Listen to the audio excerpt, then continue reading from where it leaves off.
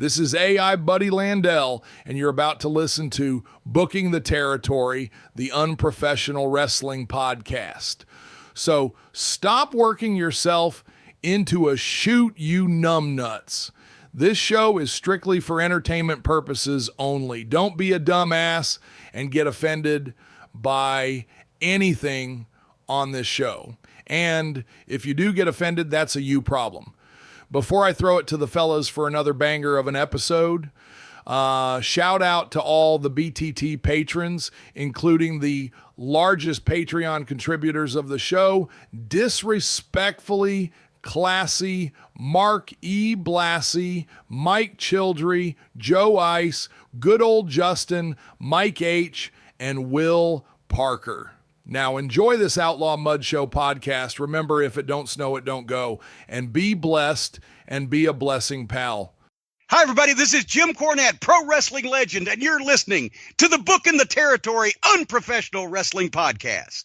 This is the artist formerly known as Daryl Van Horn, James Mitchell, the Sinister Minister, and I'm here to let you know I would rather slam my cock in a car door than to miss the dulcet tones of Hard Body Harper, my illegitimate son, on Booking the Territory podcast. Woo, Messi, this is professional wrestler Jimmy Valiant, the Boogie Woogie Man. Tell my people, my brothers and sisters, don't you dare miss Booking the Territory. Oh, yeah. This is a one-man gang. You're listening to Booking the Territory Pro Wrestling Podcast.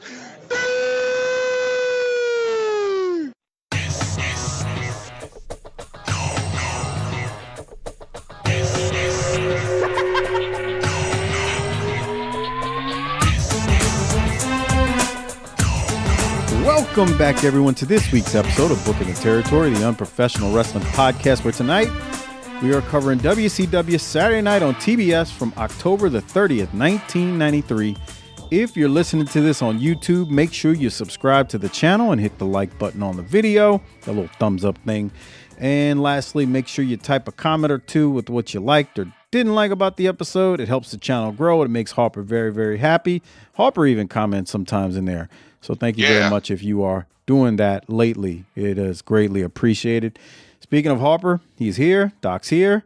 We're going to get going in a second on the show, but let me welcome you. And Doc, how are you?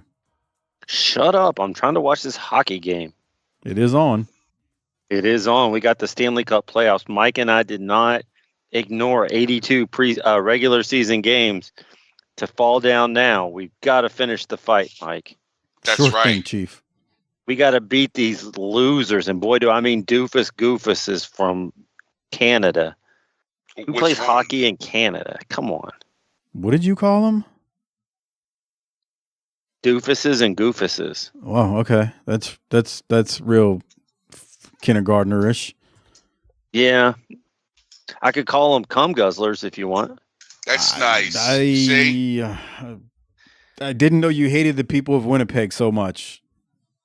They're just people. I mean, I hate people, so they're people, and there you go. Harper, how you doing tonight? I'm doing great. Thanks for asking. Yeah, this is the first show we've done fully on Teams, and I can see your smiling face back at me on a picture here. Nice, yeah. That picture's from like 15 years ago. Yeah. Still looks sexy, Harper. I know, right? I hit that. Whoa. Sure thing, Chief. You probably do right before the shower, right? That's right. Hey. Okay. Well, hey, we got a lot of stuff going on. First, the first thing we need to get to before we get to some patron shout-outs and some other shit is we're once again reminded in a timely fashion why sports is no more real than professional wrestling. Now, Mike, you've been on this train for quite some time. Would you like to tell the people what the latest big time occurrences that points to the fact that sports is rigged, predetermined? Well, first off, what he's referring to is recently the NBA draft lottery was held, and the Dallas Mavericks had like a 1.8% chance of getting the number 1 overall pick, and they got the number 1 overall pick. And what I find most fascinating about this, before I throw it back to you, Doc, and then Harper to have a discussion, is, you know, for years I would jokingly say, oh, right, NFL's a work, sports are work, blah, blah, blah. And I kind of believe it and don't want to believe it, and then I kind of believe it as well. But then the NFC Championship game no call happened, and that like confirmed it. I was like, oh yeah, this is it's not on the up and up, it's work. And people think you're crazy for saying it, but yeah, that was never explained either. Okay, what was never explained? The fucking the pass interference call that like never happened with the ref it was explained. Peyton said they called him and told him it should have been called. Yeah. And it was never explained why it wasn't. Well, you can't expose the business. But anyway, as I was just because you didn't get your shoulders up at 3 doesn't mean, you know, they counted the pin. So right. What I'm trying to say here is, you know what was worse than that? How about when you have a referee betting on games and then you lose the NBA Finals in 2006? Yeah, Harper and I were talking about that earlier about Tim Donaghy or whatever his name was. But that motherfucker. What I'm trying to say here is, like, look, everybody likes to make it out like we're like 3 whack jobs, but yet my freaking Twitter and Facebook timeline, and I am not referring to the people who listen to this show because they already knew. My Twitter, Facebook, any social media timeline yesterday was everyone using the term rigged. Oh my God, it's so rigged. And I'm sitting there going, yeah, but the wrestling fans like us have been saying it for years. All of a sudden it impacts you and now it's rigged. So for everybody who's not following at home, the Mavericks traded a generational top 5 player, Luka Doncic, to the Lakers. What's funny about that, and so then we fall apart down the stretch and get into the lottery and have never improved in the lottery in 41 years of our existence until last night. Not get the number 1 pick, never improve, going into the lottery, coming out with a better pick than we entered in with. But what's interesting is this is the 3rd time that's happened with somebody trading a superstar to the Lakers and then getting the reward back in the draft. That was, or not the Lakers, but LA. Chris Paul went, and then y'all got Anthony Davis. Then Anthony Davis went, and y'all got Zion. But each time y'all did that, the number 1 pick wasn't as good as the guy you lost. This shit's rigged, man, and that don't make up for it. You give me some 18-year-old white boy from Duke does not make up for losing Luka. This shit is a work. It's fixed. It's stupid, and then go fuck themselves. How about that? That's nice. All right. What if he like works out? What if he's like the next big thing? I don't know. I don't think I need Luka. But then the general manager doesn't feel the pain that I want him to feel. So I need it to fail. So you want 0-82 next year is what I'm hearing. Yeah, 100%. That guy was getting like death threats, man, over all of this. He was like, who? The general manager. Well, why do you think that is? Why do you think that is? Because people will let sports control their lives, Doc. It is true. 100%. People 100%. are lunatics when it comes to sports, man. Yeah. It's like 100%. Lunatics. Speaking of lunatics, I think we need to move on and say rest in peace. We learned this week that the hardcore legend, the homicidal, suicidal, genocidal Sabu passed away at the, my God, too early age of 60, Mike. Yeah, but I mean, he was beat up, though. Yeah, but still 60. Yeah, I know. I mean, I know he put his body through a lot, but that don't mean I was like expecting him to pass at 60. Harper thinks that's still old because his that's not the end of the decade he's in.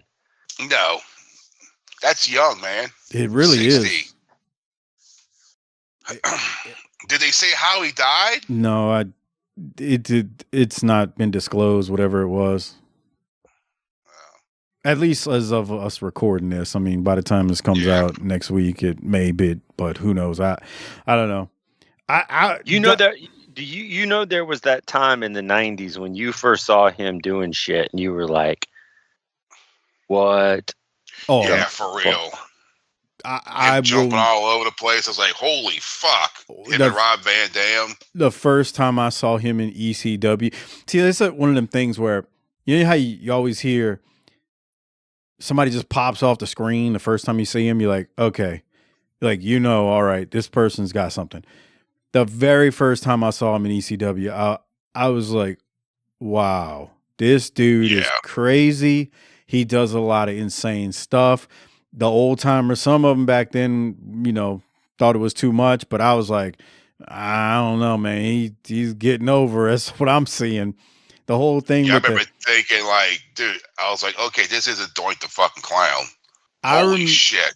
I remember this wasn't one of the first times, but I'd seen him for a while at this point, few years.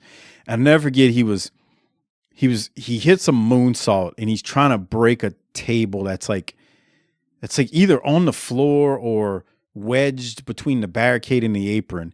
And he hits this thing and he hits his shin on the freaking top of the barricade. And he grabs his leg and I'm thinking, my God, how did it not break? Just, and he came and he's like, nope, I'm still going to break this table. And he goes back up and does it again. And I think he goes through the table that time. But I did, the whole homicidal, genocidal, the dude was just insane. The stuff he did for like during that era. I mean, like we talk about Scorpio in WCW with his movements. Sabu wasn't quite like Scorpio as far as being as agile, but he was very agile. And he was just doing things during that era where it's like, okay, this isn't the cartoon BS that this wrestling thing has become over the last few years. This dude is real. Like I really looked at him and said, man, I believe this dude. Well, and he was fortunate, and I know he had been wrestling in the 80s, but he was fortunate to be really perfecting that shit right at the time when he had the platform to really get seen doing it. Oh, it was I say that. So I say that a lot about ECW, Doc. You and I had did that watch along a couple of years ago when I was at your house, and that what was that 4-way dance or whatever, and where we were both just completely drunk and we did the watch along. And I remember that. Okay, sure. But my thing was I said during that episode. Oh, wait, Harper has his hand up. I don't think Harper realizes he put his hand up in Teams. I'm just hitting these things. Oh, okay. Don't hang up. Whatever he's got. What's the react button do? You can like clap or give a thumbs up to something we say or a heart. Yeah. Okay. Yeah, you can react like you can heart it. See, look, he's giving an applause. There it is. Yeah, I sit on about 6 hours of these calls a day. Really? Yeah. So that sucks. But what I was going to say was, so about, like, you hit the nail on the head, Doc, talking about that era. Because I said we were the perfect age when ECW hit its apex. Would you agree with that? Early 20s, yeah. We were like drinking beer. Yeah. Yeah. It was like made for our generation, Gen X, at the age that we were at that time. And that's why I've always said that Raven is one of my favorite characters of all time, because he nailed that shit perfect. Well, and what the point I'm going to make is, if we're 50 years old in 1995, do we look at ECW the way do we look at ECW the way we look at it when we were 20 to 25?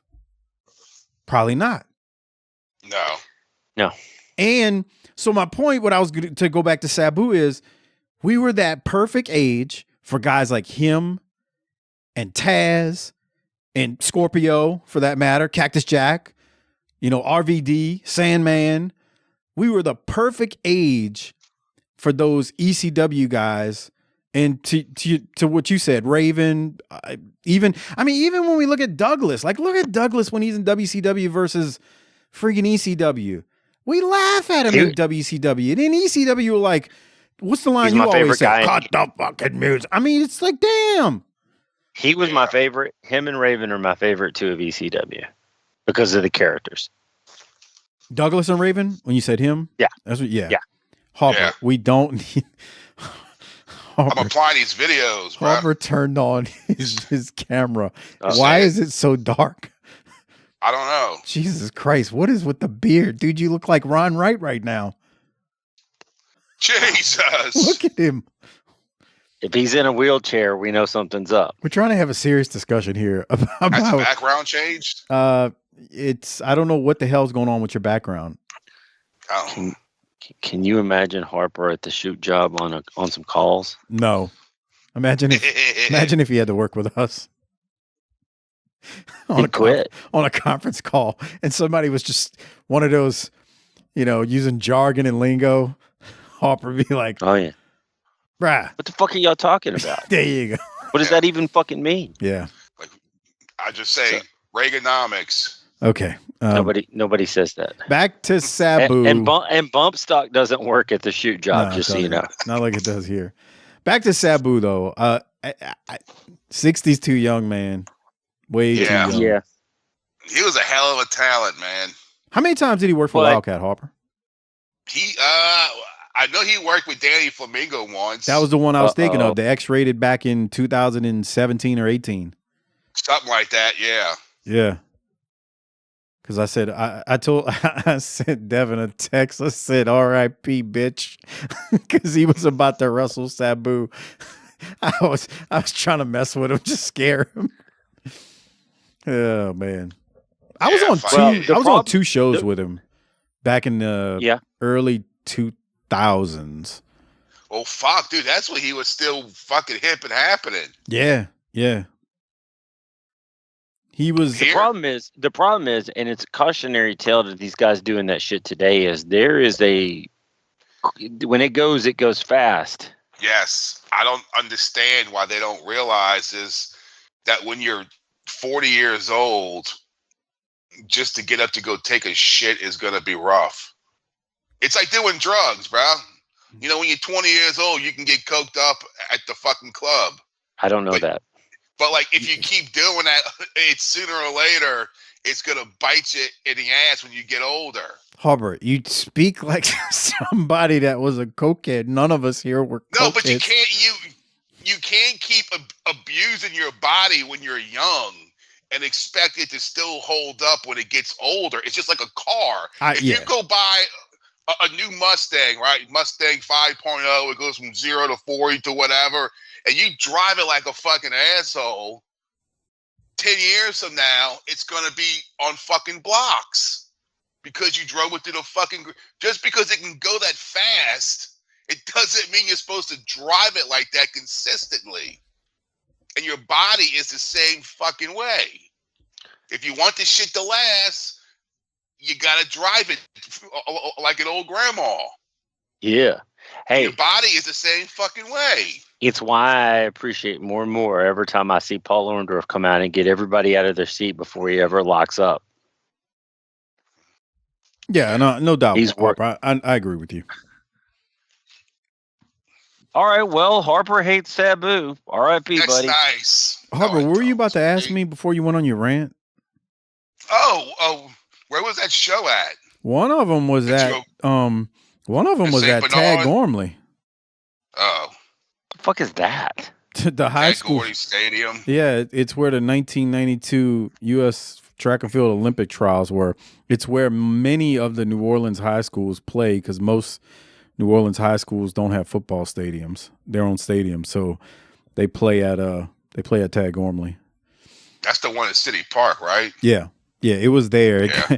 It rained that night, man. It was a disaster. Oh God, yeah, dude. Yep. It rained like right before, like for the 2 hours before it started. When it started, there was no rain, but it was real humid. Anyway, I was on that one, and then there was another one in Morgan City. I think at the Morgan City Civic Center. That had to be 02-ish, somewhere around there, 03 maybe. How was y'all's crowd? Well, the tag only one was very bad. Fucking dead, yeah. The Morgan City one, it was pretty good. I mean, I say pretty good. Probably around 500 people, 600 people. Oh fuck, dude. Yeah, they must have lost their ass. Skandar Akbar was on that one too. Oh shit. Managing. I don't remember. Anyway, all I remember about Sabu from the Tag Gormley one, we were doing like remote radio shots. I was at the old daiquiri shop on Veterans, right by Lakeside. The night before the Tag Gormley one, because we were like promoting it. And the promoter comes up to me and goes, "Go ask Sabu what he wants you to say about, his match tomorrow night, because he's not gonna talk." I walked up to him. I said, "Hey man, you need me to say anything?" Because they had me just running my yap with the DJ that night, and Sabu says 2 words to me. He's like, "Nah, whatever." That was it. But anyway, yeah, he wasn't too talkative. That's all I can say. He wasn't a dick. He wasn't like Tommy Rich or nothing. But that's nice. He was just there. Anyway, yeah, man. R.I.P. Sabu, man. All I remember is those ECW matches, man. Barely Legal against Taz, and I think the first pay-per-view. He had some battles in that promotion, and good God, yeah, he put his body through some stuff. I never forget, like one of the first time seeing him and just seeing all the scars on his body. I'm like, yeah, I know, dude. Like this dude's been through the wars, man. And then tonight is the Dark Side of the Ring of the Sheik. Uh-oh. Yeah, like, can you believe how that's Yeah. crazy. Same week. Yeah, that is. Well, so let's pick it back up. We're going to get started here on our episode in a minute. Mike, you have some shout outs, and then I'm going to set the stage for the next couple of weeks for everybody. But you said you had some patron shout outs. Is that correct? Real quick. So we are, our Halloween Havoc pay-per-view review is in the rearview mirror on Patreon at tinyurl.com/PatreonBTT. Had a couple of new patrons sign up recently. John, Neil, L, and Ray. Thanks for signing up on Patreon and becoming patrons. You can be like them and become a patron. You'll get access to all of our pay-per-views from WCW dating back to 1985. All of the clashes. I think we've got 24, 25 of them done by now. All of those are available on Patreon. The JV Goon Squad shows, the World Class shows, all available on Patreon, tinyurl.com/PatreonBTT. Sign up there and get all the gold.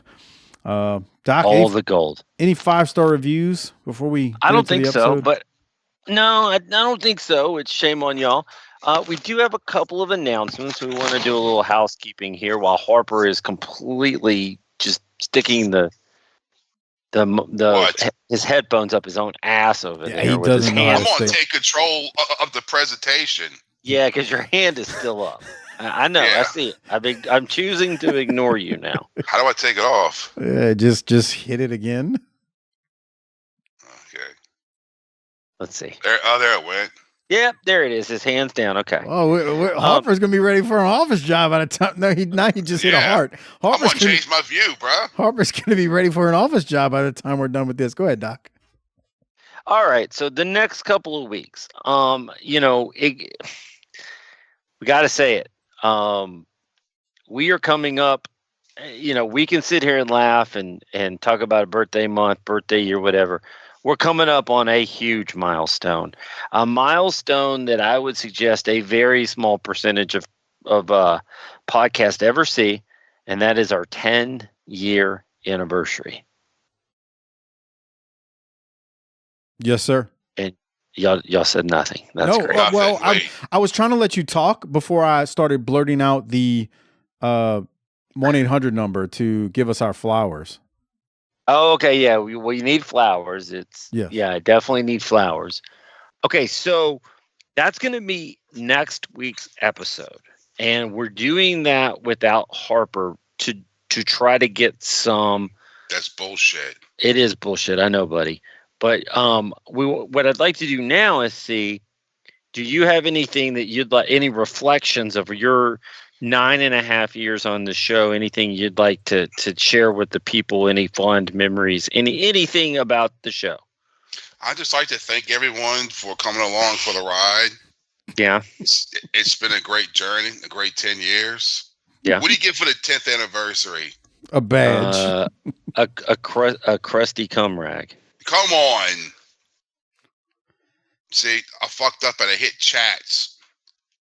And now your fucking picture's gone. Okay, stop clicking shit, okay? Oh, wait. Okay, I got it. Like a kid, man. Activity bell. What the fuck's that do? We've always joked around about what it would be like if Harper worked at the shoot job, and this is 100% what we always thought it would be like. Skype was a little bit more.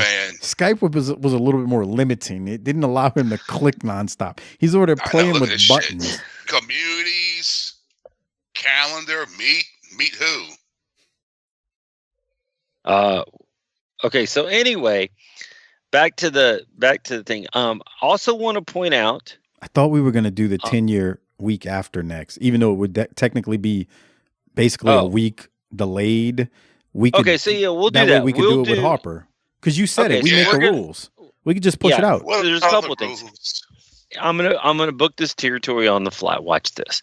So we're gonna celebrate a week in 2 weeks, and what that gives all the patrons, and I only mean patrons here, the ability to do is, why don't you send to Mike, and I'm actually being serious this time, your fondest memories from the last 10 years of listening, and we'll see if we get some that we can read on the air in a couple of weeks. Yeah. Who's the first Patreon? So, who's the what? Who was the first Patreon? Marty Howell. Oh, wow. Does he live in Arizona? Yes, he's still alive. I mean, I don't know if y'all trying to be funny. Way to stay living. We've lost a lot of listeners, so I mean, it's not a joke over 10 years time. Who? What do you mean who? I have a whole memorial set up on the Facebook group. Yeah, was it Detar? Doug. I will remember you. I hope you had the time of your life. Yeah. I'm glad y'all can take things seriously, man, when y'all are RIPing people. It's such wonderful. You mean like Sabu when you made it about yourself and talked about your show? Okay. I thought you meant people that like left and fuck this shit. These guys are assholes. No, we've had listeners die. Yeah, we've true. Yeah, we've had. It's the law of large numbers. We have a lot of listeners, and we've been doing this a long time. Now, so in a couple of weeks, we're going to do our birthday show. We're also send in your fondest memories of the show. We'll see what we can put together by then. Also, we ain't doing nothing. Next, Crockett's handling that. I'm gonna give out the number if you ever let me get my shit in. Okay. Okay. Go ahead. And then I got something else. So we said this a few weeks ago. We forgot to say it last week, but 10-year anniversary well wishes, flowers, whatever you want to call them. Leave us a message less than a minute at 330-822-4288. Me, Mike Crockett, is handling the consolidation and organization of all of those messages. I'll tell you right now, if you filibuster and go over a minute, it ain't going to make the cut as per Crockett. So just letting y'all know, less than a minute. Oh, shit. 330-822-4288. Can you go out there and give me 60 seconds? Talk them in the building. Because you have somebody who cuts a 10-minute promo, man. This ain't the amateur challenge. By the way, I have an answer. Okay. I have an answer from Riccaboni about the WCW Amateur Challenge. How does he know all this shit? He is the greatest announcer in the industry today. I mean, he works with Tony Schiavone. Like, how's it that hard to ask? Oh, that's true, right? Yeah, he's probably sitting right next to him. Hey, Tony, these slapdicks do a podcast that I listen to. They want to know about the WCW Amateur Challenge. Who watched those tapes? Tony. I don't know. We love Tony. Okay, so back then, I think Crockett may have still been there. He may have been watching. Oh, I'm sorry. We got sidetracked. Could have been. What's his? Who was the guy from AWA that they signed? Continue, Doc. I have no clue what Harper's talking about. I don't know what he's talking about either. the son, Greg. Greg Gagne. Greg Gagne? Yeah, when he worked there. Mm-hmm. I don't know. They may have him watching these videos. Sure. You were saying, Doc, Hey, C is for Chromebook. Finish, please. C is for Chromebook. So again, also, and this will be next week with just Mike and I. We have a major, hold on to your britches, major show announcement on the future of this show. And we hope that you all tune in and check it out next week, and we'll tell you what we're thinking about how the show's going to progress in the future. Oh, no. Yeah. Oh, what's this mean, Mike? DEI? What? Well, if you can have tariffs, I can have diversity. That's What? right. I don't like how any of this is going. This isn't what once y'all they start making those Mr. Coffee makers back here, they're going to make some jobs. You Oh, are boy. a fool. Oh, God. All right. I don't know anything about Mr. Coffee Makers, but we do have a big show announcement coming next week. Make sure that you tune in so that you are up to speed on everything that will be happening. Now, Mike. Yeah. Can we please, for the love of God, talk about some wrestling? Because you're blown up. 30 minutes. I'm starting to get a little bit out of breath. He's blown Just up. grab a hold. It's already been 30 minutes. He's blown up. Yes, we can talk about some wrestling. So let's get into it. Again, this is Saturday Night on TBS from October the 30th of 1993. This week's episode was taped October the 4th of 1993 at Columbus, Georgia. This is the second half of the taping. So this was taped weeks before Halloween Havoc. The notes, I don't know if I mentioned this last week during part 1 of this taping. The notes state that there were 4,700 people in attendance, and apparently, according to the history of WWE.com, they were all freebies. Nice. Damn. Now, I'm just How the fuck stating you what get was away reported. with that? Right. Right. How'd they get away with it? Additionally, from October 27th, we'll talk about this more maybe in the next couple of weeks because of what happens over there. But October 27th through November 1st, they were in the UK and Europe. So they went on tour, and something very memorable happens on this tour, and we'll bring that up at a later time. But just so you know, I'm thinking does it involve scissors? Yeah. And I'm thinking that's why they must have done the tapings the way they did. They knew, well, we're leaving after Havoc, so we better get some stuff in a can before, in terms of Saturday Night, and have our direction squared away. But yeah, some stuff happens actually happened on October the 26th, I believe. The scissors incident. We'll talk about that at a later time, though. Right now, he's got the whole wide world in his hand. Yeah, I'm about to say that. We're watching the video version, and I have it paused on that little segment because when the show opens, Sid's whole thing is he's the ruler of the world. Well, they've got this graphic of a satellite image of Earth. Doesn't look flat. It looks like a globe to me, and it is sitting above Sid's head and hands as if he's almost got it levitated up in the air. I don't know how else to describe it. And that's how the show opens. Or maybe he's a flat earther. Oh, shoot. Audio. I don't know if Sid's why is the audio playing? I don't know. I don't know if Sid's a flat earther. That looks horrible, dude. I thought that was something coming up like WCW World Championship Wrestling. No. I thought like a logo was going to come up. No. World Championship Wrestling. No. But it's just him withholding up the world. Yes. He's the ruler of the world, Harper. Jesus Christ, this looks horrible. It looks Junior. Imagine him telling him, okay, Sid, when you go out there, get in the middle of the ring and lift your arms up. And we're going to put like a CGI world above your head. And it's going to look great, I'm telling you. It's going to be like you holding up the world. Bro, you act like they gave it that much thought. You're like a big, he's like an Arkansas Atlas. It looks terrible, but I can't believe anybody was clever enough to do anything like that. I'm with Doc. Actually, it took some thought, but they didn't put that much thought into it. Like I could see a graphics. They got blown up thinking of it. Then they got to actually pull it together. I could see a graphics guy just thinking off top of his head. You know how Sid comes out there and puts his arms up and he's the ruler of the world? What if we take the globe and just kind of like put it above his head like he's holding the world?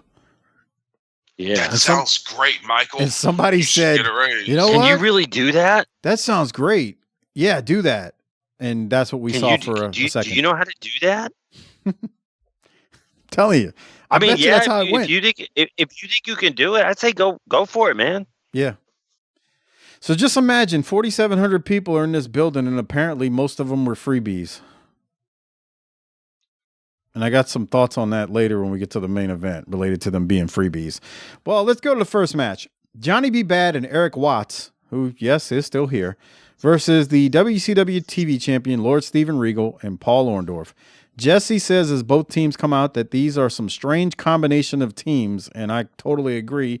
And Tony repeats during the match what he said at Havoc about the big gold belt being considered a world heavyweight title. And then Jesse also takes some shots at Eric Watts, saying, you know, since Watts left Louisville, they're no longer a 500 team. They're currently 8-1. I didn't look it up to see if that was real, but it sounded good. Doc, your thoughts on this one? The crowd's into it. I guess, you know. Yeah, well, yeah, it's free. Right. They weren't into the main event, AC. but we'll get to that. Okay, so the other thing that keeps happening during this match is they keep talking about how this international belt is now recognized as a world belt. And every time he says it, Jesse buries it and goes, I always considered it one. Yep. Because what about Jesse Harper?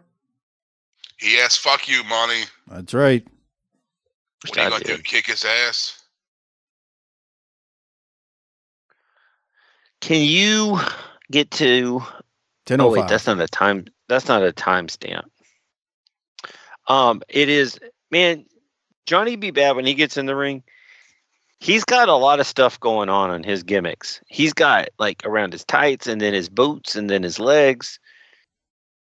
He looks like a full curtain set or something. I think he looks great. No, I didn't say it's bad. There's just a lot. What the fuck is that? He's got a lot going on right now. You know what he looks like, Mike? You know they're in Mardi Gras where they got those guys with the Irish Italian parade. They hold them the thing with the flowers on it. And the women got to give him a kiss and he gives them a flower. And they give him a flower. They still do that? Oh yeah, they still do that. Okay, I figured with today's society, they might not allow that anymore. But apparently, oh yeah. So these guys, if you see the things on his legs, they walk around with these big old things, and there's these flowers sticking out of them. It's like a big stick. Yeah. With I think it's like an a styrofoam thing. But it looks kind of like what he's got on his legs. Right. And they got flowers on them. And the women come up for a kissing and give him a flower. Yeah. My brother did that one year. He carried the thing with the roses? Yeah. Man, I don't know if I could do that in Louisiana. Some of those garanimals that come up for a kiss that want a flower, man. Whoa. Harper, you know what I'm talking about. There's some wildebeest in our state. Come on, man. That's not come on. There's some wildebeest in every state. Well, that's my point. Yeah, but the ones coming up for the free flower half drunk during the fucking parade. Right. That's a whole different level of wildebeest. Yeah. Okay, can I get J-Lo's coming up to you? I'm going to try to save y'all here. Can I get 10:09? Okay, so I have 10:05, and it's when Regal suplexes Watts on the floor. Yes. Did you want Watts' the audio? leg. No, but Watts almost loses a leg here. On the stairs. Oh. He came close to hitting the stairs. That wouldn't have felt good. That's how you break up something. This is a long match, bro. Yeah, but it wasn't bad. I enjoyed it until the end, and I know you're probably going to shit on it too. Okay, well, let's go to the finish. So Bad is getting beat down in the ring. Max Payne comes in the ring. Orndorff kicks the ref. Max Payne catches the ref as he falls out of the ring. Orndorff is then about to pile drive Bad. Max Payne then hits Orndorff. And then he hits Regal. And then when Bad finally wakes up, or Bad wakes up and hits Payne, but Watts is in there playing Peacemaker. Max Payne offers to shake Johnny B. Bad's hands. They shake hands. And after all they went through, they shook hands. And they're good. They had this feud not long ago that was quote unquote resolved. Mask versus Guitar. And now, I guess all is forgiven, just like that. Why? I can't answer that, Harper. Can't answer it. I mean, Johnny wanted to fight. But Max Payne turns face? Watch and see. I mean, basically. He's just got helped him. He's got jammies and a motorcycle jacket and gloves on. Oh, yeah. I mean, Doc, I just recapped it. You want to make sense of it? They shake hands and now they're friends. I'm going to let Harper make sense of this. Watch. Let's see. There's nothing to make sense of. There's nothing here. Yeah, well, we know that. Let's see. I mean, I told you, Harper, what they're going to do. They're going to shake hands. Watts played Peacemaker. Don't do it, Johnny. Don't do it. He's going to do it. He's going to cry in the car. I mean, I'm getting tired of waiting for them to shake. One. It takes forever. Why are you trying to rush everything? I'm not rushing nothing. This is so dumb. Don't. Oh, my. Here they go. Here they go. Oh, and they shake it out. And then Eric Watts comes in to top it. Right. Yeah. So what a class act. Yeah, everybody's happy now. Okay. We're all friends. You should judge a book by its cover. So that's right. What's your thoughts? Hello, me. What's your thoughts, Doc? It's a babyface turn that absolutely no one was asking for. It made no sense. No sense. All right. Well, from there, we just needed something to do, so we did it. We needed some content. Thanks, Eazy-E. From there, Shivani and Ventura talk about the next clash that is coming up. And then we go to a meat and potatoes promo from Ric Flair. Doc, I don't really have anything from it, but I didn't either. Other than I'm saying this again, that's how he ought to be dressing today. Okay, fair enough. Flair did talk about Sid, and he says the bigger they are, the harder they fall. Okay. Because they will be wrestling in the main event tonight. So that's what they need to get the corporate stuff out and go. I was down at the whatever the other night with about 7. He needs the freedom to talk. He needs the 4 minutes like he used to get in Techwood, right? Oh, yeah. That'll be good. All right, from there, we go to Ice Train versus Tony Zane. This was a really quick match. Ice Train with some chops, followed by a power slam, and Ice Train wins very, very quickly. Doc, any thoughts? I just wonder, what would Vince have done with Ice Train at this time? In 93. What was going on in 93 in WWF? Fuck, Doink, Razor Ramon. Diesel. Diesel, Shawn Michaels, Bret Hart. He would have had a train conductor gimmick for sure. Oh, that's where you're going. God. Okay. That's true. I was like... You have like a little hat and everything. You know how Tugboat was a tugboat? Yeah. Ice Train would have been dressed like the train conductor doing the choo-choo. It's true.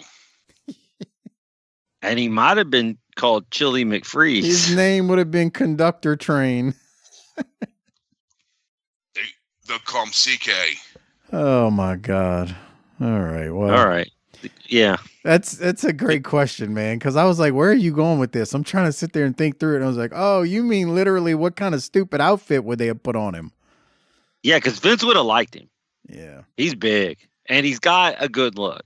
Yeah, I agree. Vince would have. Like he's got a big smile. That goes well on camera. Oh my! Speaking of not going well on camera, this motherfucker needs to smile so we can see him. Well, let's go to What's that supposed to mean? Let's go to Jesus Christ! Yeah. Wow, Mike. And I'm an asshole. Well, I mean, the lighting is very much terrible. And yeah, of course. That's what you make excuses for his bad behavior all you want. Hey, the second guy in the amateur challenge, man, that dude, we gotta play it, Mike. This dude is Cletus for real. Harper, this guy. Would you get in the ring and put your body in the way of this second guy? Holy shit. He's got that mouth all crooked because of all the meth. Look at this. Play it. I'm waiting for you. I'm going to play the audio. Here it is. WCW Amateur Challenge. Thanks to the WCW giving everybody here a great opportunity to show their talents. I want to be a broadcast announcer with Jesse Ventura and Tony Schiavone. WCW Saturday Night. WCW Amateur Challenge is the only way I can get it. Make my dream come true. Someone my size, I really don't have much of a choice. I can either become a wrestler or a piece of playground equipment. Now, if you guys want to build up a young talent base, people that know wrestling, love wrestling, diehard wrestling, you're looking at the man that can do it right here. I'm ready. I'm 6'1", 350 pounds, and I want to be a wrestler. It's what I want to do, and I think I'd be good at it.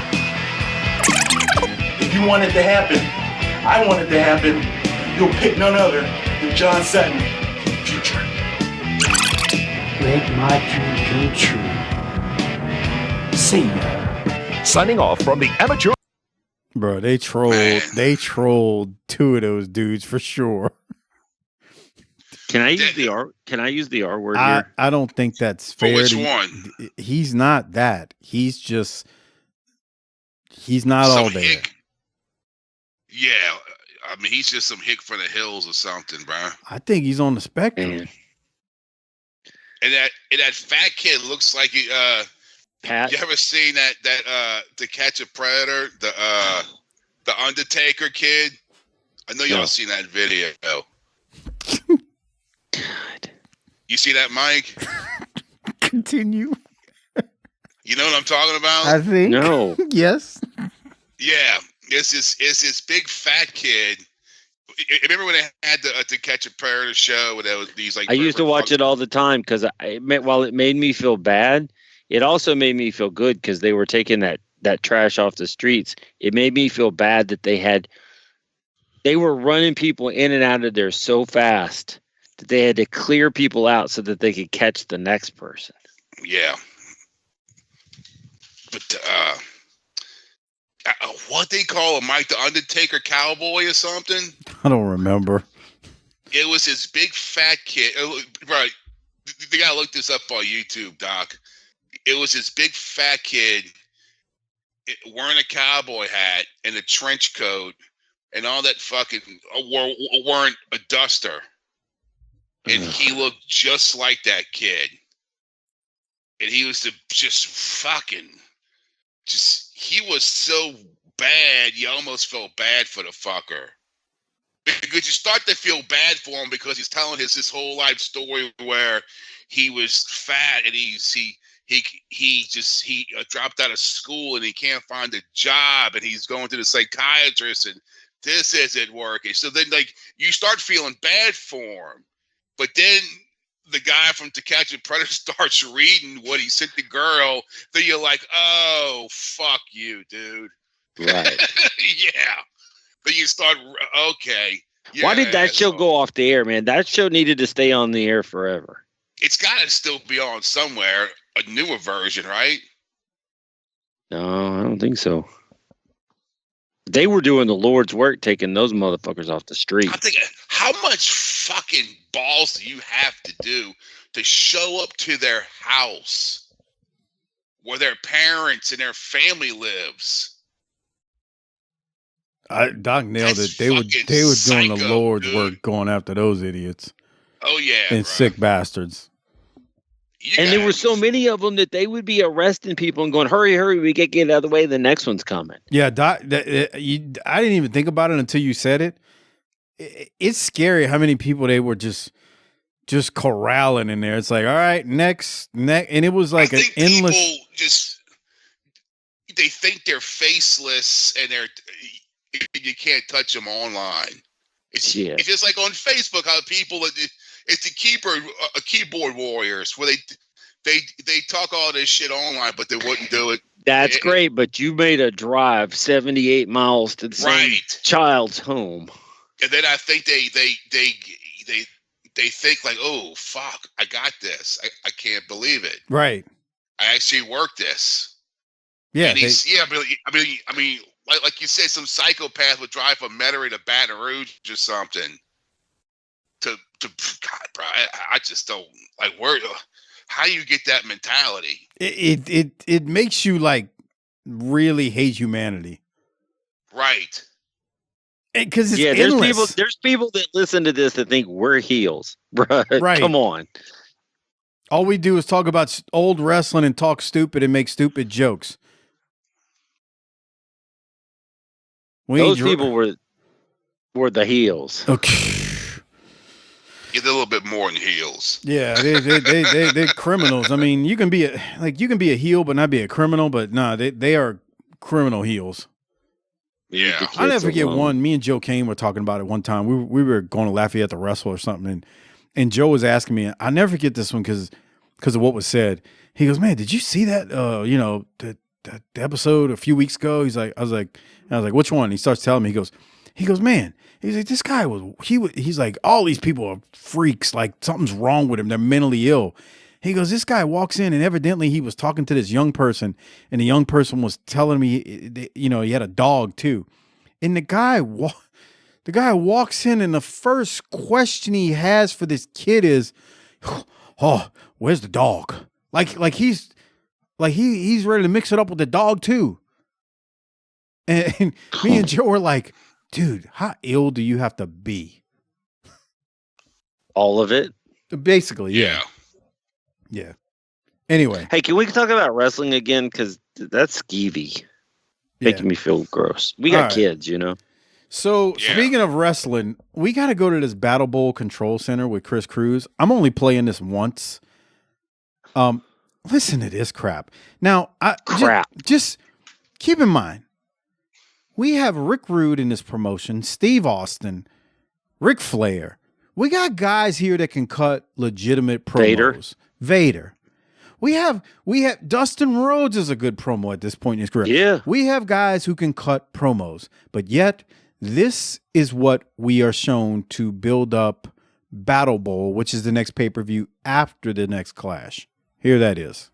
Control Center here on WCW Saturday Night. I'm Chris Cruz. Battlebowl, the Lethal Lottery, will be held exclusively on pay-per-view on Saturday, November 20th at 8:30 p.m. Eastern Time.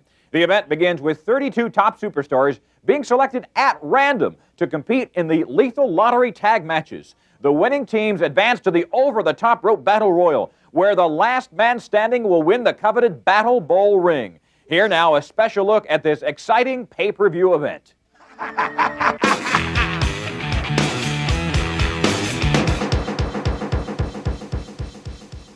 The Lethal Lottery, the luck of the draw, kind of like eeny, meeny, miny, mo. They got something called the Lethal Lottery. Who's my partner? I don't know. Where they pick a name out of the hat, and that person's your partner. You go into a wrestling match and you don't know who your opponent is, so there's no way you can scout him. The game of chance becomes your best friend. Kind of like going into a singles bar on Friday night with your eyes closed. You're gonna walk out with something, but you don't know what it's gonna be. So I might not be your partner. It's like going to casino and rolling the dice.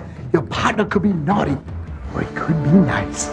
You could step into the ring with your best friend. Or it could be your worst enemy. The person that you draw has to be somebody that's definitely going to stand by your side. I can carry any bomb that happens to be drawn with Stunning Steve Austin. Some jerk gets the tag team with the very best.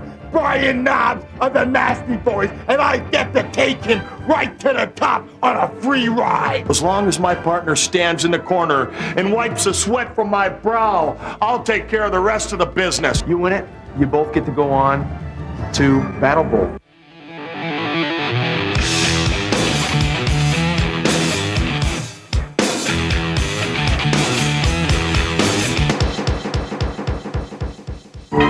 Battlebowl is the ultimate. Battlebowl is probably one of the toughest events any wrestler will ever face in his career. The best of the best will be there. It's the greatest spectacle One of the biggest shows World Championship Wrestling puts on ever. in the whole galaxy. Battlebowl! Battlebowl! Man, what battle? Blah! Battlebowl is a combination of three things. Luck.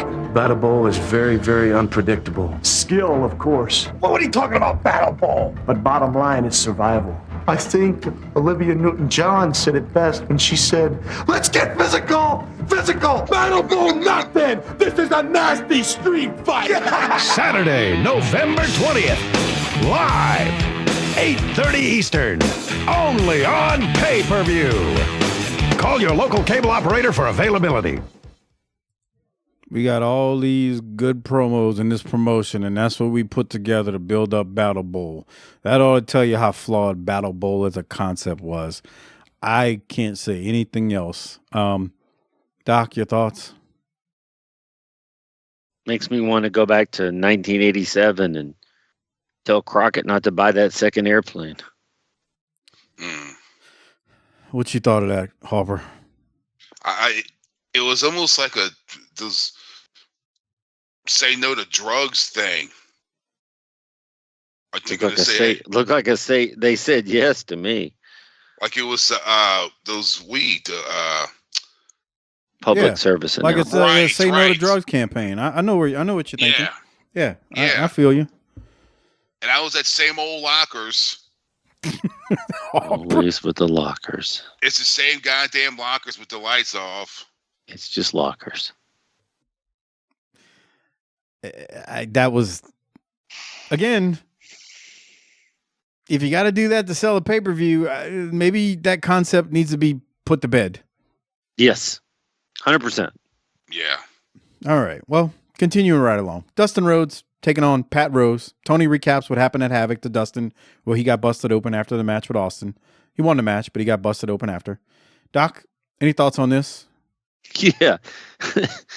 During this match, Jesse starts talking about Dusty preparing Dustin to wrestle, and says he suplexed Dustin in the crib. And Tony was like, "What are you talking about?" And it was just funny because it was like, not like child abuse, like training him. Like, how's there enough room in the crib to suplex yourself? That's what I started getting this mental picture of like, now hold still, little baby. I still love Dustin's story about he found the boot in the closet for when Dusty's legs was injured. He was like, son of a bitch. That son of a bitch was working us too. He was getting worked as a kid. He's like, I'll be damned. That was a great story. Anything else, Doc? No. So Dustin is going to hit the lariat and then, hit a lariat and then I think he hits him with a right hand, bulldog for the win, and that was that. Doc, after that, I gotta play this because, boy, Jesse's something, I think, in the next match or somewhere along the way. Let's go to this right now. This is Dustin Rhodes being interviewed, followed by the Masked Assassin and Paul Orndorff, and then back to Dustin. Here it is. From the beginning, Dustin Rhodes, it's not easy being a champion. They're all after you. Of course, the U.S. title on the line. A Clash of the Champions on November 10th against Mr. Wonderful, Paul Orndorff. The United States heavyweight title means everything, Paula. So I'm going to tell you this at the Clash of Champions. You're going to get your shot. But you better give me 110% because I will accept no less. You understand me now? Clash of the Champions. Hey, it's going to be a big match, but Dustin, we have this tape interview from the Masked Assassin that you need to listen to. So let's listen to it together right now. Yes. And before I talk about the Clash of Champions on November the 10th at St. Petersburg, I got a little direct message for Jelly Bean Dusty Rhodes. Do you know why I called you Jelly Bean? Because what is a jelly bean? What's it made out of? It's all soft and mushy inside. Just like you, Dusty Rhodes, you used to have iron in your gut, but now you're all jelly. So let me tell you something. I've been hounding you and hounding you and hounding you, and I have yet to be satisfied or even recognized by you. So I'm going to tell you something. I'm going to do something that's going to hurt you worse than anything. I'm going to hurt what you prize most in this entire world, and that's your family. Not one member of your family is going to be safe from my wrath. And the legions of people that hate the Rhodes family are growing daily. And here's a perfect example. And this is going to be the new United States heavyweight champion. You know, the assassin, I'm going to satisfy your hatred for the Rhodes. I don't like them neither. Because like I said once before, Dustin Rhodes is no more than a yellow belly punk. You are snotty-nosed punk, Dustin Rhodes. And when I step into that ring with you, I'm out for one thing and one thing only. And not to make this man sleep better at night. And to make me the U.S. heavyweight champion. What about that? He'll be. What do you mean my family isn't safe? What do you mean? Is that a threat? All my life, and especially since I've been in this great sport of professional wrestling, I've been threatened by people like you, trying to get through me to get to my dad. And it hasn't worked. Each and every time, I have laid them down the line and put their mouth where they should be. So you listen up, Paul Orndorff, for the Clash of Champions for the United States heavyweight title. You better have a lot more on your mind. An assassin, that dirty old assassin. You want some of the natural Dustin Rhodes? You want to run your mouth? Well, hey, you got any mouth running to do about me or Dusty Rhodes, the American Dream, then you take it up with him face to face. From the U.S. champion, the natural Dustin Rhodes. More still to come on TBS. The irony of this dude calling Dusty fat and a jelly bean because it's soft and gushy on the inside. And here this dude is looking like a big fat tub of goo. Come on, man. Stuffed into a mask. He's calling Dusty soft and gushy on the inside. Doc, what's your favorite jelly bean? What's my favorite jelly bean? I don't eat jelly beans. Yeah. Oh, Jesus Christ. Here comes Harper's outrage. Yeah, for no reason. Not like jelly beans. We just told you we don't like jelly beans. Harper, if you eat all the crap when you have kids that's brought into your house, that's how you end up weighing looking like that amateur challenge goof. Or the assassin. Or the assassin. Right. Now, I do like and have always liked the mask and suit look there. I'm a savage because I wear a mask, but I also put on a business suit. Yeah, I like that too. I always liked the quiet pre-tape in the studio. I don't know, it just different feel for things. And I thought Dustin had a good response. This is all fine. Orndorff and I expect Orndorff and Dustin to have a hell of a match. Those two guys. Yeah. Dustin's been on a real nice run, and Orndorff's Orndorff. Come on, Wait to see Dusty respond. Hold your breath. Yeah. Actually, I'm messing with the assassin here, but it's a really good heel promo because the irony of you're calling somebody gushy and fat, and your fat head and face can't fit into a mask, but Dusty's a jelly bean. It's really good heel work. Yeah. I like it. Sid cuts a promo after meat and potatoes. He's, facing Flair in the main event tonight. You have anything from it, Doc? He rules the world. He said something about if he couldn't get the job done, he's not above grabbing a pair of scissors. Okay. Come on. He didn't say that, did he, Mike? No, he didn't. Oh. He did too. Okay. Steve Austin and Brian Pillman, the Hollywood Blondes, taking on Chris Kern and Chris Sullivan. Tony talks about how on Worldwide, the Blondes have been saying they deserve a shot at the World Tag Titles, but the Nasty Boys refuse to give them a shot. Doc, what are your thoughts on this match? Easy win, but we need to go ahead and get past this and get to the next thing. And boy, let me just say this. Rob Fuller. Without any further ado, I'm getting to it right now.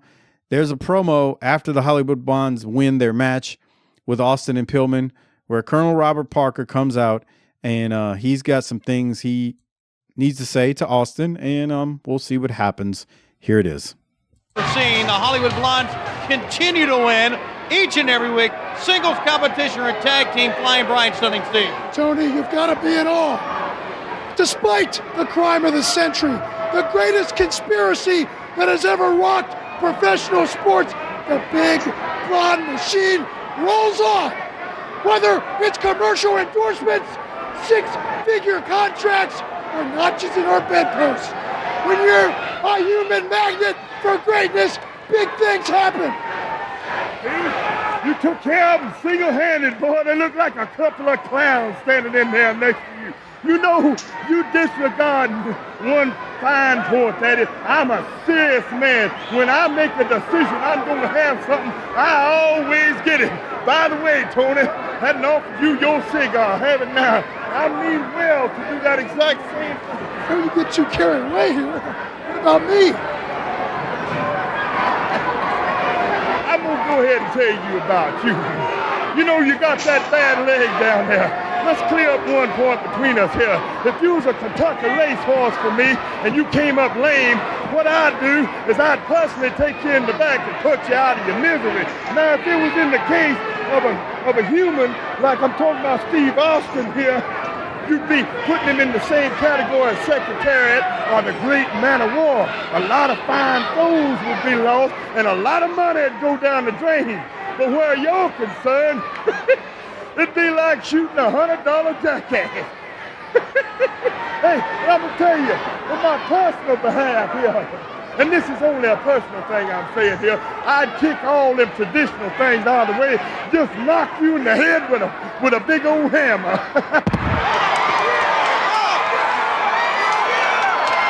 Won't get out of there, Tony. It's erupted. Look at Brian. He's hit. Whoa, I can't believe this. Stunning Steve Austin's attacked his own partner. Steve Austin coming to the aid of Colonel Parker has attacked his partner. I can only assume this is the end of the Hollywood Blondes. He's clotheslined him on the railing.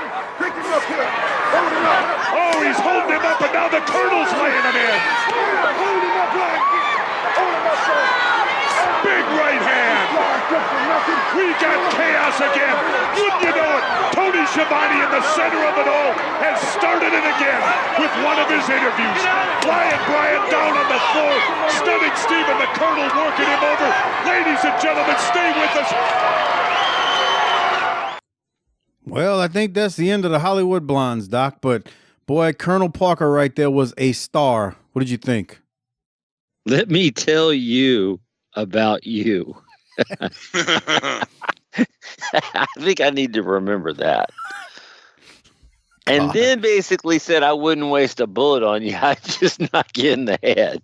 That's nice. He said, what did he say about you? I'd put you out of your misery like you're $100 jackass. Yes. That was stiff. I just the line, let me tell you about you. It's just tremendous wordplay. He's awesome, man. Yeah. He's got it is okay. This is the same calendar year, I believe. Yes. In which he said, I'm not going to do the Von Erich thing. It is. That happened in March of 93. We might be getting onto a period of, has anybody had a better year on the stick than Fuller in 93? Like, the thing is, okay, imagine you were under a rock. You had no idea who Robert Fuller was. We did with Ron Wright? Yeah, maybe so. And this is not comparing him to Ron Wright, Smoky Mountain Run, but it's as Robert Fuller, he's got the Tennessee twang, I guess, down. But as he's turned up to 100 as Colonel Robert Parker, like he's turned up that. Tony, I haven't offered you your cigar yet. Here you go. Yeah, it's turned up to 100. So he's like over exaggerating everything he would have ever done as Robert Fuller, but he's just over the top with it. But the thing is, if you don't know, because you haven't seen anything else at that point, you're just like, my God, listen to this guy. He will almost, I mean, this is not true, but you look at Fuller and then you look at Colonel Parker and you're like, man, it's almost like two different people because he's so turned up. The volume is so turned up. Like, it's cartoonish, but it's also vicious too. I put you out like $100 jackass. You know, like, I don't know, man. He's phenomenal. I wish that the Blondes weren't necessarily breaking up, but just remember someday though, Pillman will pull a gun on him on Raw. Yeah. I wonder who inspired him because he's getting that from something, from someone that he knew from when he was a kid or someone he was around. Who, Fuller? Yeah. He's getting it from his dad. Every old guy back in the day. Well, he told some of those stories on the early, well, he didn't, but his brother did, told some story. Dude, his brother on the early days of that Studcast told some of the wildest stories that would put a father in jail today. Oh, yeah. Like bringing grown men home while they're in high school and being like, all right, take off your shirt, let's wrestle in the front yard. And think about it, you're 17, here's a grown man, and if I don't beat him, I'm in a severe trouble. Yeah, Ron Fuller told some, I mean, Doc and I remember talking about it. We were like, there's no way that's true. But it sounded great. Like, I mean, there was some truth to it. His dad told him when he was at the University of Miami. Oh, God. To suplex Artis Gilmore in a game so that it would get press. No, I don't think he told him to suplex. He told him when he was running down the court to pick him up and body slam him at half court as he was running down. So like he would literally like run up to him, stop in front of him, and scoop slam him. To Artis Gilmore, he's like, yeah. I mean, it's okay. Again, this is Ron Fuller's story of it, but those are just some of the like ridiculous stories he told, and that one was actually mild compared to some of the other criminal activities that sounded like was going on. And I don't mean criminal as in like killing anybody or anything. Just scandalous. Just maybe working child abuse on the gray areas of the law. Yeah, man. Back then.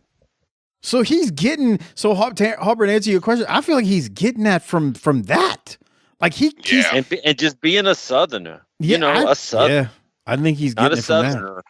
A Southerner. Well, can I just go ahead and give him the Rolex right now? Yeah, I think give it to him. Yeah. He's getting it. He's getting it. Ron, the gift card to Crackle Barrel. Crackle Barrel, right? Okay. Him and Pantera, or just him? Him. Okay. All right. Well, Doc, Harper, do you have any thoughts on what we witnessed there? He is perfect. He's an unsung hero of this generation. Dude, Harper nailed it. He is an unsung hero and MVP of 1993. Yeah. You think of some of the dumb stuff we've seen, he is not it. Here, Tony, have a cigar. I haven't offered you your cigar yet. Here you go. Oh, boy. That is such an unnecessary part. Unnecessary, completely unnecessary. what just sets all. It's just the little garnish on the plate that sets it all off. Well, we will move on from Colonel Robert Parker, who is absolutely tremendous right there in the breakup of the Hollywood Blondes. From here, Tony throws us to a video package with a rundown of the next Clash card that will take place November 10th of 93. We're basically a week and a half away from that at this point, and that'll be available on Patreon, tinyurl.com/PatreonBTT. Regal's going to battle Bad for the TV title, Dustin versus Orndorff with the U.S. title on the line, Rude versus Hawk for the world title. As you can see right here on the graphic, it says world title. I'm not making that up. Yeah. It says that. Oh. And Sid or Flair versus Vader for the WCW world title. So it's a pretty loaded clash. We'll see what happens when we get there. Doc, do you have any thoughts on that segment? Looks good. It does. From there, we go to the Colossal Kongs versus Al Hunter and Jason Johnson. The Kongs, once again, win very quickly. I mean, they're not doing anything with them, but they're out here just crushing people. And yeah. I don't know. Doc, anything? Not really. Yeah. Harley cuts a promo after he's not happy. It's kind of meat and potatoes, Doc. Did you have anything from it? Not really. Yeah. Wasn't bad, just nothing happening. From there, we go to the Shockmaster versus one of the greatest dick dancers of all time, Chick Donovan. Doc, Chick Donovan attacks the Shockmaster as he's getting into the ring, as the Shockmaster's getting in the ring. But Shockmaster turns things around very quickly, and Shockmaster is going to win in like under a minute, maybe like 45 seconds. Bear hug slam, and it's over. Thanks for coming, Chick. Yeah, I didn't have anything. That was kind of dumb. I mean, it's not like... Yeah, go ahead. It's just, I feel like Fuller has sucked the oxygen out of the room. Nothing's going to top that. It's like you can't... And we got Ricky Steamboat and Bobby Eaton next after this, and it's not topping that. I mean, Hawk is good in his promo, but where's Animal?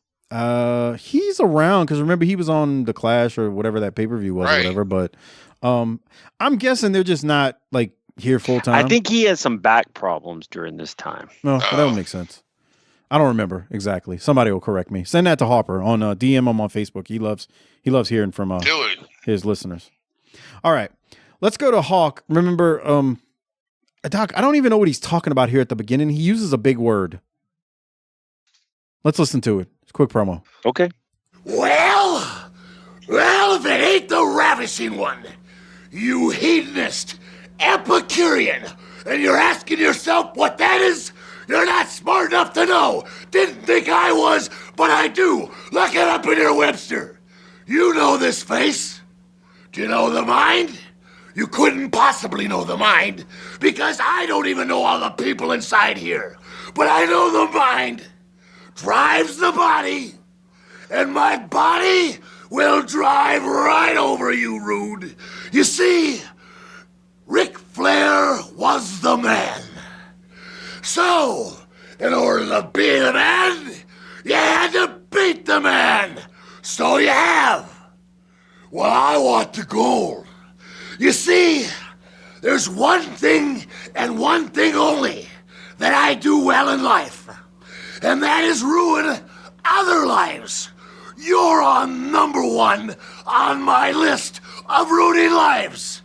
I'm going to ruin your day. I'm going to ruin your week. I'm going to ruin your month, your year, and your whole stinking life. You don't like it. I don't care. Good for me. Bad for you. Ah. I missed that nasally Hawk promo from the mid to late 80s. It's good stuff, I thought. Epicurean is around following the philosopher of Epicurus, but more in the Epicurean meaning is more around, and now I'm getting it from Wikipedia, a connoisseur of the arts of life and the refinements of sensual pleasures. Okay. I don't know what that means. Implies a love or enjoyment of good food and drink. Doc read that definition, and we don't. We're even more confused. Good food and drink. Yeah. It's like golden Corral. I don't think that's what that means. Oh. Oh my God. I don't know for sure, and I'm not trying to tell you not to go to the Golden Corral if you want. I'm just saying. No, I think I'll pass. Okay, you don't want to get that chocolate tower, the fountain? No, God, fucking disgusted human beings. I'm with Harper. There's nothing. Dude, you know what I think about when I see that bull crap? I think about some 8-year-old boy way that's it's too properly fat. cleaned. There's no way. I tell you, bro, y'all got racetrack gas stations by y'all? Yeah. Yeah, they have them. Okay, yeah. Well, I go when I have to go take a piss when I'm driving around, right? And they got the ice cream thing. You know, like you can make your own ice cream. Sure. And they got the deal with the, you can put the toppings like the M&Ms and all that, bro. And every time I walk by, I'm like, how many fucking dickheads just walk by and just put their hand in there and just take a handful of fucking peanut fucking M&Ms? We forgot that COVID was only 5 years ago, bro. People are breathing on everything. And then you just expect someone to buy fucking ice cream for fucking Junior and just with the little spoon and put that on their fucking ice cream with God knows how many dickheads walk by and stuck their hand in that shit. The fuck out of here. What fucking world do you live in? You need to go to Quick Trip, not racetrack. Well, do they even have those down there? Do they have Quick Trips in them? No. Yeah, I didn't think so. I don't know what that is. Yeah. It's a lot better. Yeah, it's a lot better. It's not like Buc-ee's or nothing, but it's like a more upscale. It's like a racetrack, but they hire people that are smart and give a shit, and you can tell the difference. Yeah, they pay decent money too for those folks that work there. Like I like to support companies that pay the working man a decent wage, because guess what? You can tell the difference when you deal with their people. Bro, I would always jack the hot dogs from fucking racetrack. You'd always what? Jack the hot dogs. So you're stealing hot dogs at racetrack? You see, here's the thing, bro. If you get it without the bun, right? You put them in that bag, and you just say you got 2, bro. They don't fucking know. And you put 3 in that motherfucker. So you're admitting to crimes. Oh yeah, on crimes a against global racetrack. On a global scale. You see, so when you do the self-checkout, when it goes, how many, you just hit 2, and you just roll out. They don't fucking know. Congratulations, Harper. You just stole a 50-cent hot dog. Good job. Hey, just remember, he will not get worked. Right. Good God. All right. Hawk was really good there. I don't know how we got to racetrack and Quick Trip, but soon you'll have old school wrestlers owning Quick Trips, because it's a step under Buc-ee's, but it's a step above racetrack. So I don't know. Maybe Ricky Steamboat will be the first to open a Quick Trip in the Southern Territories. Anyway, okay, we go down to Ricky Steamboat versus Bobby Eaton. Apparently, Ventura is going to have his own hotline every Wednesday. So just make sure you call Jesse to hear his updates. At least that's what they were talking about. I don't have a timestamp for you. I don't have a timestamp for you here. Okay. But Jesse liked the sister that they showed on the front row, and he kept going on about it. And Shivani was like, dude, come on. Now I'm trying to find it, and I'm never going to find it. A Quick Trip. Are they sponsored the Backlash? Okay. I'm they telling you, man, they did have the turnbuckle at the bottom. Right. They because paid their I've seen people. this logo. I thought it was Quitting Time. But no, okay, it's a Quick Trip. Bro, you go in there and somebody says hi to you when they come in. You check out real fast. They got all their teeth. It's good. Yeah, they like literally. You open the door, they could be ringing somebody up. They look up. Hey man, how's it going? Welcome in. Like they're the nicest people. You know what, Doc? We go there damn near after every football game, because my daughter's like, I don't want to get in line at no freaking drive-through. We go in there to get something to drink, and she'll get. I mean, they got legitimate food in those places, so she'll get something to eat. We need to get them to be a sponsor. And those people are so friendly. It's 10 p.m.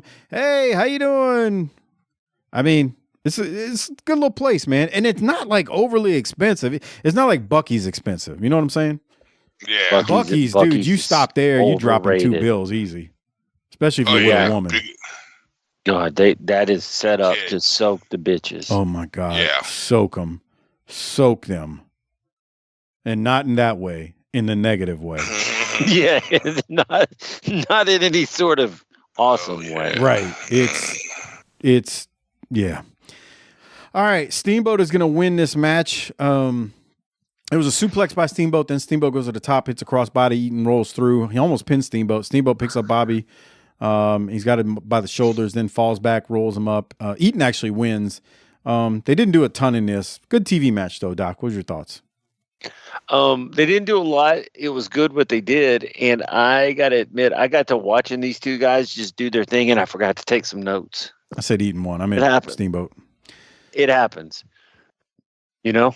It was Eaton, so it's going to be a good match. All right. From there, we go to Ric Flair versus Sid Vicious. Rick's got Fifi with him. This is the match, Doc, that I just started thinking, okay, this crowd's either tired or they're quiet. I don't know. Sid shows off his power. He kind of dominated early. Flair was sent on the outside twice early on. I'd imagine, when you got there that night and you heard this was going to be the main event, you were pretty stoked. They had a good match. I just thought the crowd was tired, and there's 4,700 people in here, but maybe they're dead and just been here for 2 tapings and exhausted. I don't know. Right. Did you think they were tired, They Doc? probably wore out. I don't know. The other part is, and this is, Flair is pretty undersized here. And so he's the baby face, but he has to kind of like cut the corners and like do a little bit of heelish shit just to make it believable. And he's at a point where he cannot be a heel anymore. People do not want to boo him. The only reason he'd get booed is if he attacked Sting or when he attacks Sting next. Yeah, this is like the Nitro years to me, where it was just like every move he did, whether it's him coming off the top rope, taking a bump on the apron, or chopping heat, the people just didn't want to hate him. So I just wonder if some people, though, are a little confused because Flair's always been the bad guy, free tickets, remember. And people kind of wanted to always cheer Sid, but he's the heel. I just wonder if it was just... I'm just trying to figure out a reason other than they were tired, but it could just be that they were tired. Yeah. Shit, if you made me sit and go watch this much wrestling, next week our episode's 2 hours long. I'm fucking tired. No way. Yeah.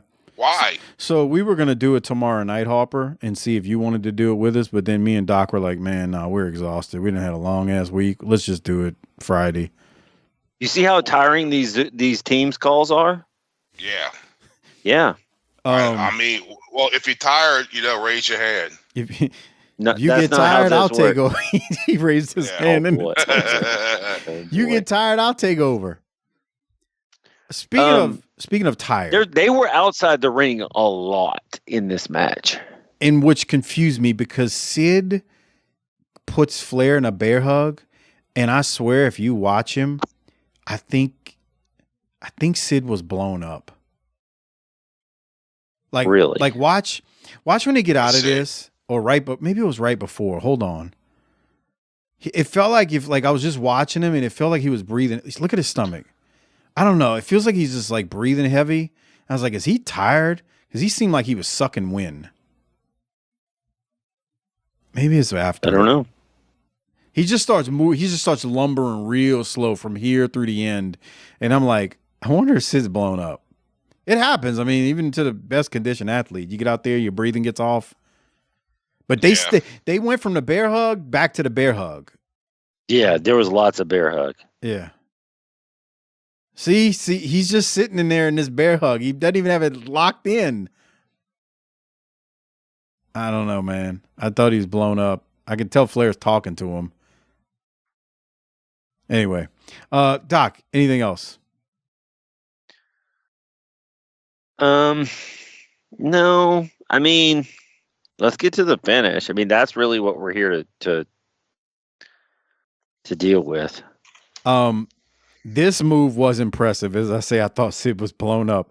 Flair goes to the top rope. Let's remember, Ric Flair is not a small man. This is not a luchador. Flair goes to the top rope, jumps off, and Sid catches him mid-flight in a bear hug. Yeah. That took some strength to pull that off. All right, we'll go to the finish. Okay. Flair hits Sid with a belly to back. Sid's going to kick out. Flair, after a double axe handle, puts on the figure four on Sid. That's when Colonel Parker decides to come in and put the boots to Flair, which gives Flair the win by DQ, which means Flair will face Vader at the Clash if my math is correct.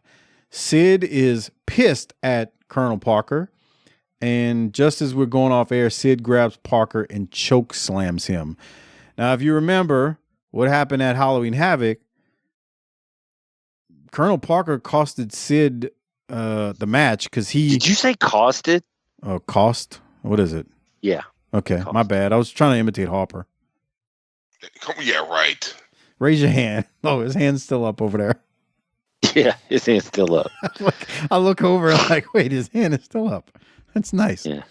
Anyway, Doc, I guess is this the official? I mean, they got into it at Havoc. Now they're really getting into it with the choke slam as they go off air. I would say that if you choke slam me, our relationship is done, unless you're naked and a girl. That's nice. So, one thing before we toot toot, look at Colonel Parker's mannerisms. This dude is phenomenal. His facial expressions and everything, as Sid is about to just give it to him. Look at him. This dude is He's like, I got to get out of here. He's a pro, man. He's so damn good. Look at him. He's the fear in his eyes. And then Sid choke slams him, and we go off air.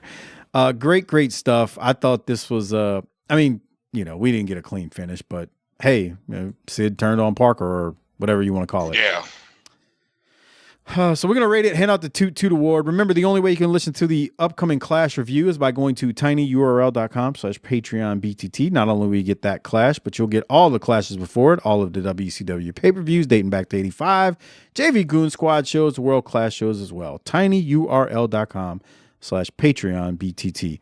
All right, Doc, time to rate it and hand out the Toot Toot. Are you going to throw it to Harper first for the rating? You know I am. All right, Harper, rate it. I'll give this a B. This is fine. Doc?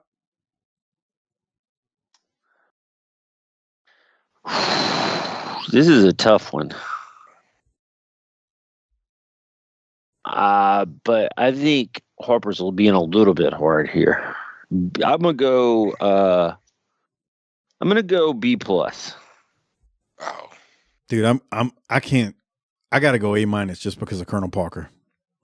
Okay. Yeah, well, you see, I don't want to go that high. He overshadowed so much stuff. It's an hour and a half. Yeah. Yeah, it's kind of long. I hate wrestling. See? He overshadowed so much stuff, though. Like, he carried this. So he's, I'm A-. Okay. So that means Toot Toot or Rolex Award. Who gets it, Harper?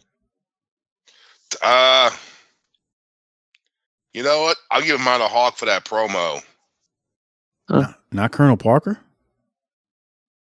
I can't give it to him every time. Bull I'm not crap. a mark like y'all. Okay, well, if Harlem Heat was here, they would have got mine. They're not here tonight, so I can't give it to him. No. Toot Toot. Well, I said Tony. I do declare. Of course, Fuller gets it. Have a cigar. I haven't offered you your cigar yet. Here you go. Let me tell you. I say bar. Let me tell you about you.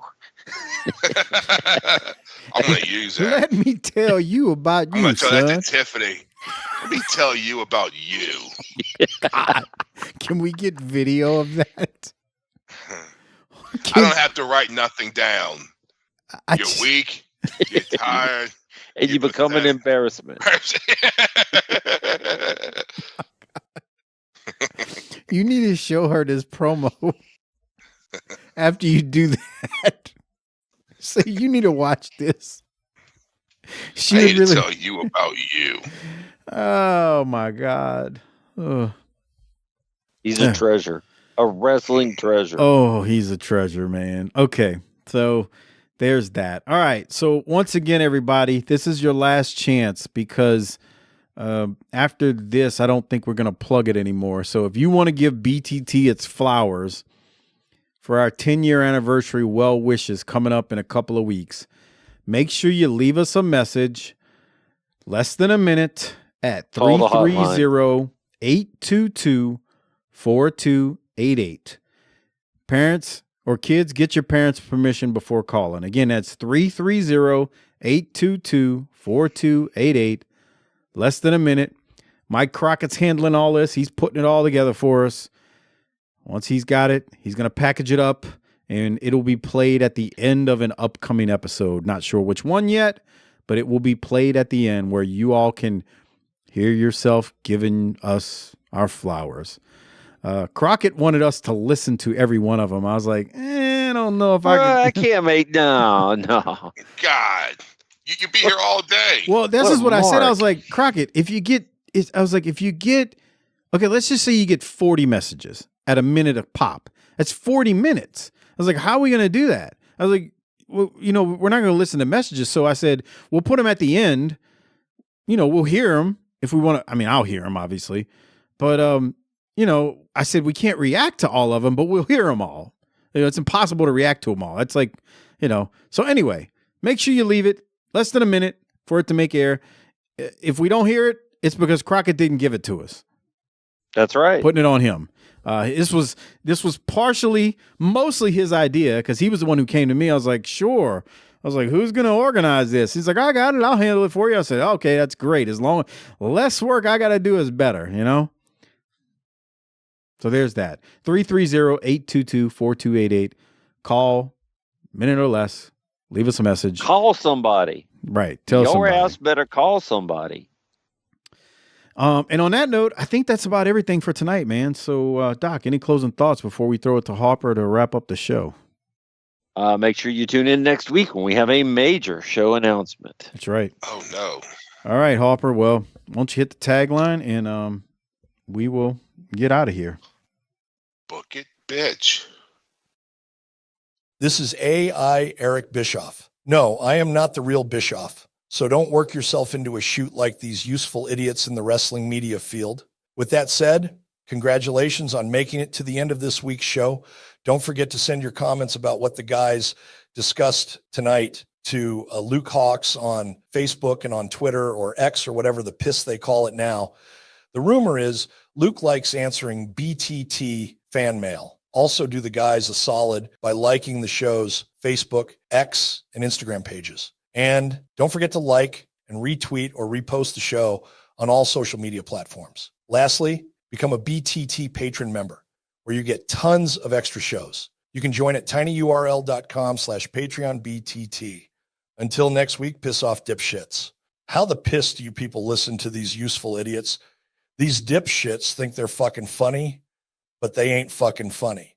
And somebody needs to tell them that. This goddamn show needs more D-Man and less of dipshit, Doc, hard-boiled Harper, and this Vanilla Ice Snoop Dogg, mumble, mouth, Mills. You have to be an imbecile to find these three fuckers entertaining. Fucking clown show.